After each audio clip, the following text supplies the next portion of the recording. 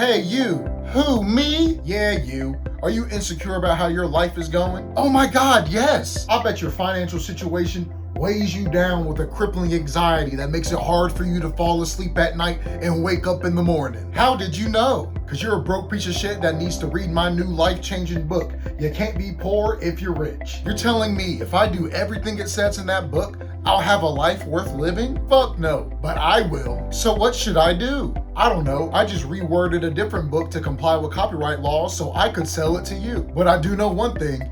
You can't be poor if you're rich. Buy my book now. Self-help. Not only is it the best-selling genre in the history of low self-esteem, but it's a billion-dollar industry. An industry that has the answers to all of your problems. Don't have any friends? Read this book. Trying to lose weight? Listen to this psychopath. But you might be fucking fat. Want to quit your day job? Abandon every single aspect of your life and start a podcast about starting a business. If you've already tried those and nothing in your life changed, maybe it's time to bring out the big guns and an almost maxed out credit card and buy one of the hundreds of thousands of online coaching courses so you can make somebody else rich. Despite its recent popularity and tech bro facelift, self-help has been around for thousands of years. In my Southern upbringing, I was told that the Bible was the greatest self-help book of all time. And that book's pretty old, and even older if you ask certain people. And like most things we give credit to the ancient Greeks for, you can trace these roots all the way back to ancient Egypt to a genre called Sabbat, which translates to teachings or instruction. These books were less about financial freedom and more about practical wisdom and ethical living. Shit your mom would tell you, like think before you act and be nice to people. Problems we still suffer from at the highest levels of society today. Sabbat, It became the primary influence behind Greek Stoics like Seneca, the Elvis Presley of philosophy. Chinese philosopher and possible black man Confucius also made contributions to early self-help. He's not black. But who got the credit didn't really matter. It wasn't about selling books and being famous. It was about promoting a virtuous lifestyle until it became about selling books and being famous. Fast forward a few thousand years and this wholesome genre began to take on a new form. The Industrial Revolution was reshaping society. People were leaving the countryside to pursue economic opportunities in the city. And what a time. Goods were being mass produced. Jack the Ripper was up to no good. And thanks to a new craze called public education, literacy rates went through the roof, by which I mean 12%. All this big city learning led to a more individualistic society. Private ownership and self-reliance took precedence over group-oriented thought and communal support. How could this ever go wrong? It was during this time that the term self-help was coined by Scottish author Samuel Smiles in his 1859 book titled Self-Help. How original. It was very original. He made it up. This book laid the foundation for the industry to come with this pull yourself up by your bootstraps mentality. A backhanded phrase about a physically impossible task. If you're a pussy. As the decades went on and culture changed, the genre changed with it. The mid-20th century introduced some new mystical ideas as well as its most popular titles to date. Think and Grow Rich, The Power of Positive Thinking, and How to Win Friends and Influence People. Could you imagine someone that craves the power to influence people but lacks the social skills to make friends? See, it turns out that you just can't succeed off of hard work alone. You gotta believe, visualize, and manifest. This marked a huge turning point for the genre. Self-help started to stray away from being a practical, morally decent human being. It was slowly turning into an industry that just wanted to make you feel better so you would buy more shit. And the part I really don't understand, if you're looking for self-help, why would you read a book written by somebody else? That's not self-help, that's help. There's no such thing as self-help. If you did it yourself, you didn't need help. You did it yourself. Try to pay attention to the language we've all agreed on. I was a kid during the Great Recession. You remember, you were there. People were struggling and searching for hope, a way out of the rat race that is late-stage capitalism. And that's exactly what self-help was selling throughout the 2000s. Susie Orman, Dave Ramsey, and Tony Robbins became household names because of their fiery charisma and the promise that the life you deserve was on the other side of good vibes and better habits. You just needed to awaken the giant within. You couldn't go into any working class household without seeing these books laying around somewhere. And it didn't matter if what was in the book changed your reality, as long as it made you feel like it did. This era also brought in a wave of pop psychology, which was the oversimplification of psychological concepts for the sole purpose of quick consumption. Authors and speakers began to spew out words like narcissist, depression, anxiety, trauma, gaslighting, all without any academic or clinical context. This created a culture of therapy speak among everyday hipsters. And there were some positives to come out of this, mostly destigmatizing mental health and therapy. Many of these terms became diluted in their meaning, often being misused to describe any negative experience or emotion. People were no longer trying to improve themselves in a practical way. Instead, it became about building a narrative for yourself based on superficial ideas and terminology we didn't fully understand. Eventually, these ideas weren't just applied to your personal life,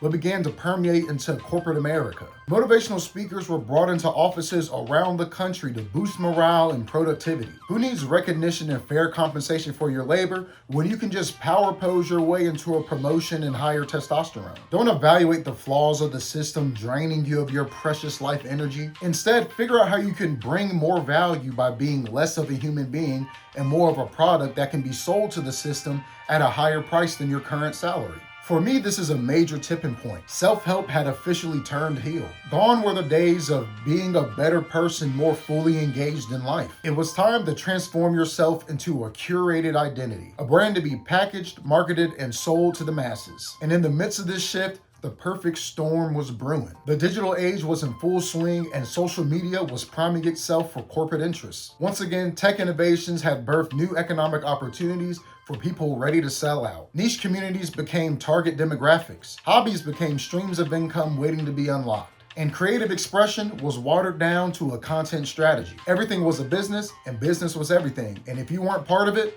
you were nothing. And so the hustle culture was born. But before we dive in, let's hear a word from today's sponsor. Hey, I was an everyday guy just like you until I stopped being a bitch. I started grinding, brother. Waking up at 4 a.m. to check the markets to see what we're gonna do today. Get this money. That's what I'm talking about. I traded all my hobbies and interests for watching Joe Rogan while I meal prep 300 grams of daily protein. I'm so into kettlebells right now. Ugh. If you want to be a millionaire with a sick bod like this, buy my new course, Alpha Man Male Supreme, and I'll teach you how to stop being a whiny little baby. Like most young men in their late teens and early 20s, I too was trying to figure out how to become a millionaire before I turned 30. I'm about to be 29. It seemed like every day there was a new way to get rich online and everyone was in on it but me. Crypto, Forex, and dropshipping became casual topics of conversation. Kanye predicted influencer marketing and it went over most of our heads. I like some of the Gaga songs. What the fuck does she know about cameras? Sway really didn't have the answers. I was a broke college student with ambition, and I knew it was possible because the internet told me it was. All I needed was the right business idea and a parasocial relationship with a middle-aged man who filmed his whole day for content. By the late 2010s, content creators were the new superstars. Nothing qualified you more as a thought leader than your follower count. You didn't have to be right, you just had to get people's attention and act the part. Now, I would be lying if I said there were zero positive takeaways from hustle culture. But most of those things you've been hearing your whole life, like having a routine, exercising regularly, or being mindful of how you spend your time and energy. A teacher, parent, or coach probably told you that without a Lamborghini. The problem is, practical advice doesn't generate sales in a saturated market. There needs to be spectacle.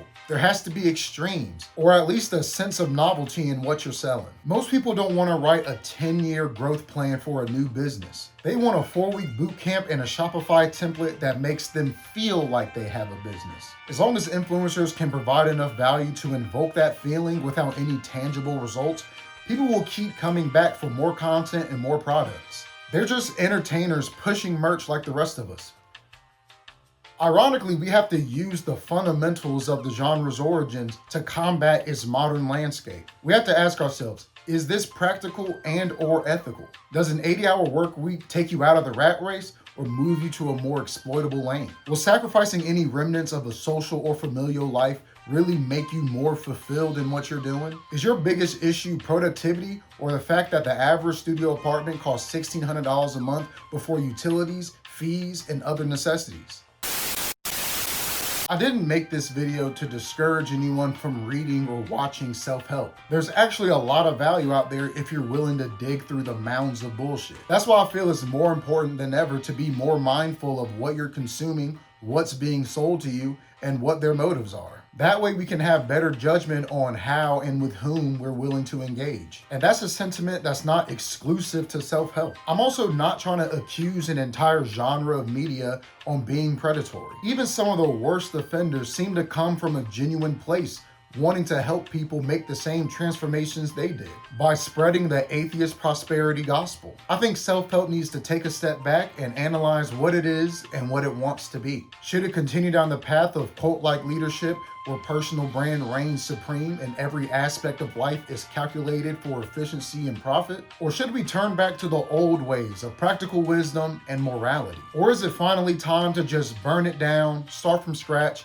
and join my Patreon? There's also something to be said about how a lot of the extremisms of self-help are tailored towards young men and how it may contribute to an ongoing mental health crisis of said young men. Teenagers are being bombarded with the notion of being behind in life before they even get a chance to start. Even worse, it's not even framed in the context of our current economic environment. And this is a very impressionable demographic. I don't think it'd be a stretch to say that modern self-help can be a slippery slope into alt-right and red pill spaces online. You may even be able to argue that they're somewhat inseparable. A different video for a different time, maybe. Lastly, I think it's important that we remember that progress doesn't happen overnight. There's no miracle cure-all to self-improvement. It takes an accumulation of baby steps, consistently making decisions that align with your goals and abstaining from the ones that don't, but also knowing how to give yourself grace when you fall short.